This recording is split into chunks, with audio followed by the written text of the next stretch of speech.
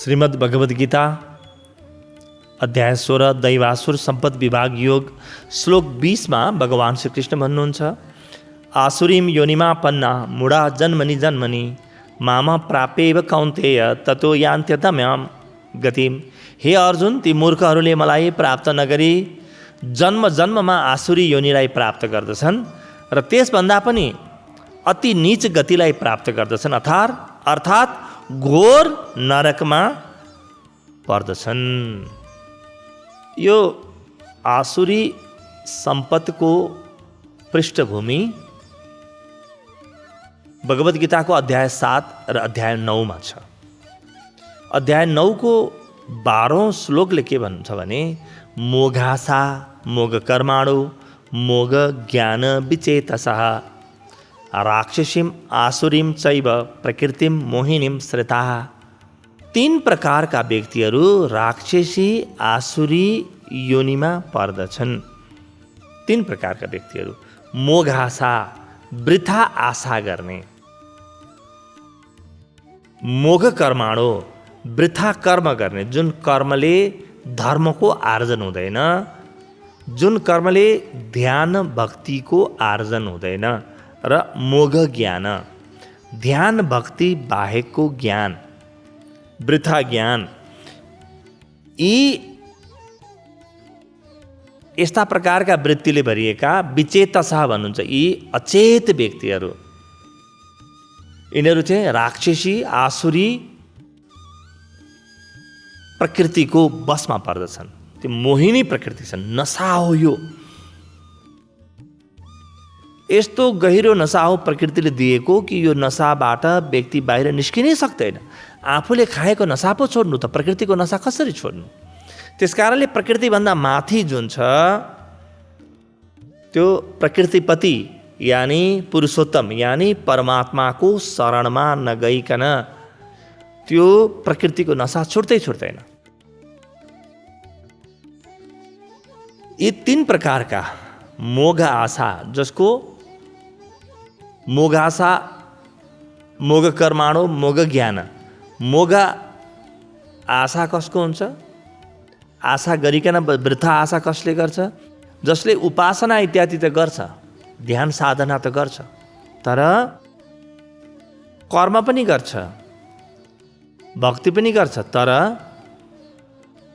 केही पाउने आशका साथ गर्छ, केही प्राप्त गर्ने आशका साथ गर्छ। यानी मोघ आशा यानी गलत भक्ति। भक्ति योग बिग्रियो भने मोघ आशा जन्मिन्छ। अर्को छ मोघ कर्माणो। मोघ वृथा कर्म भनेको के हो? कर्म योग बिग्रियो भने कर्महरू वृथा हुन्छन्। कर्म गर्दाखेरि फलको आकांक्षा राखेर गरे भने कर्महरू बिग्रिन्छन्।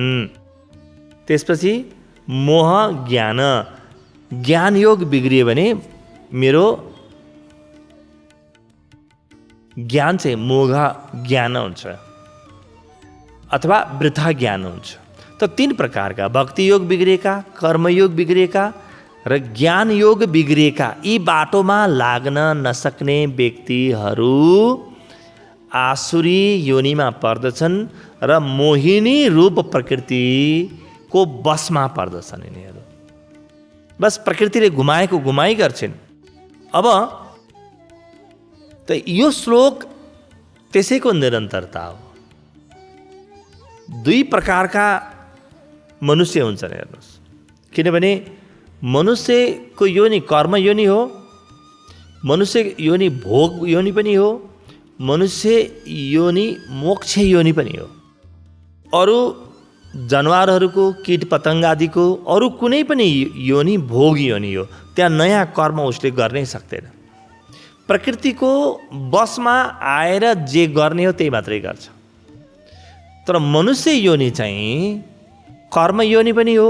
उसले नयाँ कर्म गर्न सक्छ, नयाँ भोगहरू पनि उसले खोज्न सक्दछ र त्यसपछि मनुष्यको योनि मोक्ष योनि पनि उसले आफ्नो मोक्षको बाटो खोज्न पनि सक्दछ। त्यसकारणले मोक्षको बाटो खोज्ने र मोक्षको बाटो नखोज्ने 2 प्रकारका मनुष्य हुन्छन् र योनिहरू पनि त्यस्तै प्रकारका हुन्छन्। अब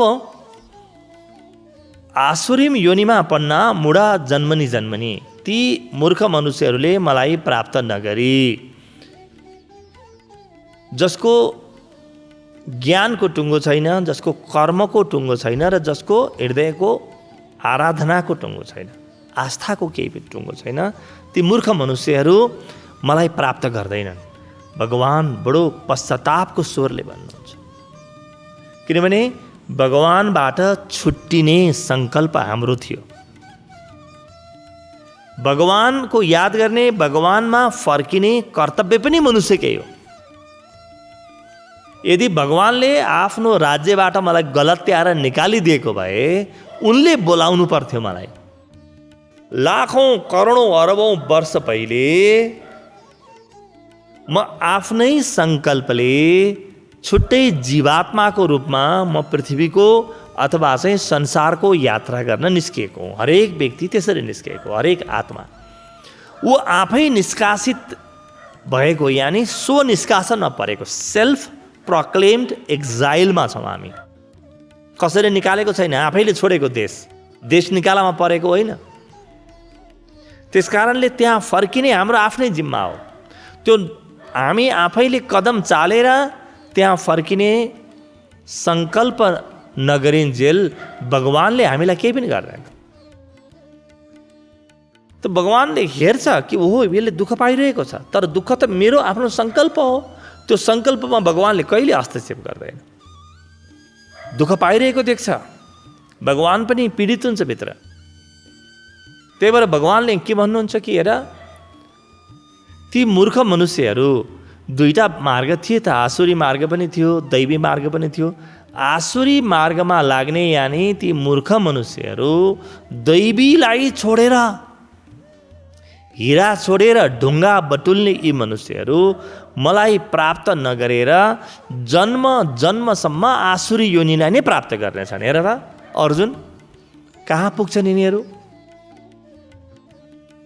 जीवन चाहिँ सामान्य जीवन जुन छ, आसुरी वृत्तिले भरिएको व्यक्तिको जीवन ओह्रालो लागेको ढुङ्गाको जस्तै हो।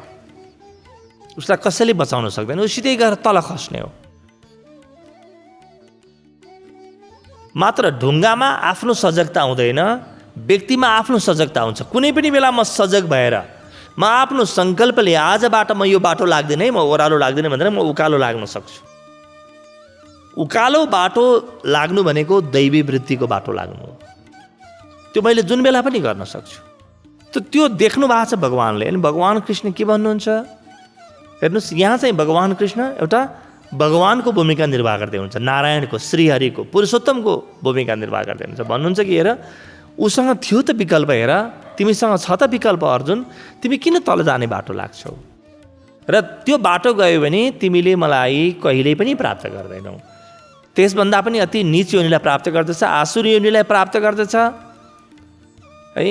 मलाई प्राप्त नगरिकन मलाई तिमीले प्राप्त गर त तिमीले जीवनमा खोजेका सबै सुख, सबै प्रेम, सबै आनन्द तिम्रो घरमा दौडेर आउनेछ। त्यो बाहेक त आउने अरू कुनै बाटै छैन। जीवनको तृप्ति, जीवनको सुख, जीवनको आनन्द, जीवनको प्रेम त भगवान प्रति लागेन आउँछ। होइन भने त निरन्तर आफ्नो दुःखको यो अनवरत श्रृङ्खला अनन्तकालसम्म चलि नै राख्ने हो। हे अर्जुन, ती मूर्खहरूले मलाई प्राप्त नगरी जन्म जन्मसम्म आसुरी योनिलाई प्राप्त गर्दछन्। हेर त कस्तो पश्चातापको भाव छ यहाँ कि ती व्यक्तिहरूसँग विकल्प थियो, त्यो विकल्प किन नरोजेको? र त्यसभन्दा पनि पहिले त्यो मात्रै होइन, आज त दुःख पाइरहेछन्, त्यो दुःख पाउने मात्रै होइन, आसुरी योनिमा परिरहन्छन् र नरकमा परिरहन्छन्। आसुरी योनिको परिणति हो नरक। नरक जुन छ त्यो व्यक्तिले आफ्नो लागि आफै बनाएको हो। उसले आफ्नो जुन आसुरी भाव छ भित्र, त्यो आसुरी भावलाई व्यक्त गर्ने ठाउँ नरक मात्रै पाउँछ। ऊभित्र यति घृणा छ, यति अशान्ति छ, यति हिंसाको भाव छ, यति बदलाको भावना छ, क्षमा गर्न सकेको छैन, हृदय थिलो थिलो भएको छ, यी सबै दुर्भावहरूलाई व्यक्त गर्न आफ्नो लागि यो व्यक्तिले नरकको सृजना गर्छ। ती दुर्भावहरूलाई व्यक्त गर्न, किनभने कुनै पनि स्वर्गको जस्तो वातावरणमा यी भावहरू व्यक्त हुनै पाउँदैनन्। यी भाव व्यक्त गर्न हृदयको भावले जहिलेसुकै मलिलो माटो खोज्छ, जहिलेसुकै मलिलो माटो खोज्छ। र मलिलो माटो यदि म भित्र आसुरी वृत्ति छ भने मलिलो माटो जुन छ त्यसलाई नरक भनिन्छ। त्यो नरक हो। त्यो व्यक्तिले ठिक त्यस्तै प्रकारको वातावरण खोज्छ अब, र आफ्नो भित्र रहेको सारा नराम्रो वृत्तिलाई पुरै व्यक्त गरी छाड्छ। मसँग अलिकति पनि क्रोध छ, अलिकति पनि हिंसा छ, वैमनस्य छ, म भित्र क्षमा गर्न नसकेर पाकेका घाउहरू छन् भने यी कुन दिन विस्फोट हुन्छन् यिनको कहिले पनि थाहा हुँदैन।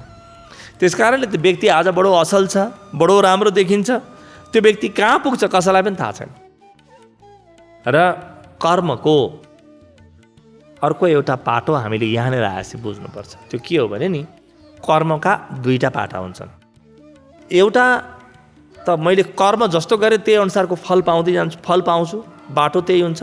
तर त्योभन्दा पनि खतरनाक कुरा के छ भने नि, मेरो संस्कार पनि त्यस्तै बन्छ। यदि म चोरीको कर्म गरेँ भने म नरकतिरको यात्रा तय गर्छु आफै, तर सँगसँगै म चोर पनि बन्न थाल्छु। संस्कार पनि मेरो चोरको बन्छ। हेर्नुहोस् त, जताततै घाटै घाटा छ। अब तपाईँले मेरो चोरी गर्नुभयो, केही कुरा चोरी गर्नुभयो भने मलाई न्यूनतम घाटा लाग्छ। घाटा तपाईँलाई मात्रै लाग्ने हो। मेरो त तपाईँले मबाट चोरी गर्नुभयो भने मेरो त कुनै जन्मको कर्मफल काटियो अब, यदि मैले बुझेँ भने। त्यस कारणले योगीजनहरू, भक्तजनहरू दुःख आयो भने बडो खुसी हुन्छन्। ओहो, मेरो कर्मबन्धन काटियो, कर्मजाल काटियो, कहीँ मैले केही गरेको थिएँ नि त्यो फिर्ता आयो। तर तपाईँले मेरो चोरी गर्नुभयो, मलाई त खास फरक पर्दैन। अब तपाईँभित्र चोरको संस्कार बन्यो। अब त्यो तपाईँलाई जन्म जन्मसम्म पिरोल्छ। मेरो लागि त त्यो एक प्रकारको मोक्ष भयो, मेरो लागि मुक्ति भयो। म पुराना कर्मबन्धनहरू काट्ने अवसर पाएँ मैले। तर तपाईँ के गर्नुभयो? तपाईँ त यस्तो घोर नरकमा पर्नुभयो। त भगवान् कृष्ण भन्नुहुन्छ कि हेर, यसरी मलाई छोडेर, म सच्चिदानन्दलाई छोडेर आसुरी वृत्तिमा जो लाग्दछन् तिनीहरू घोर नरकमा पर्दछन्।